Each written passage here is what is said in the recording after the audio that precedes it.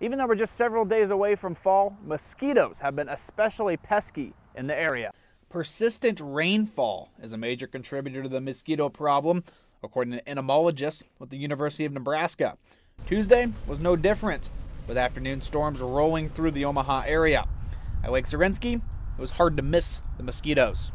Obviously, I mean, this year we have noticed a bit more of the annoyance of mosquitoes and some bugs.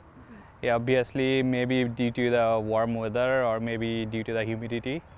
The mosquito problem was bad enough to make Justin Cole wish he wore a shirt.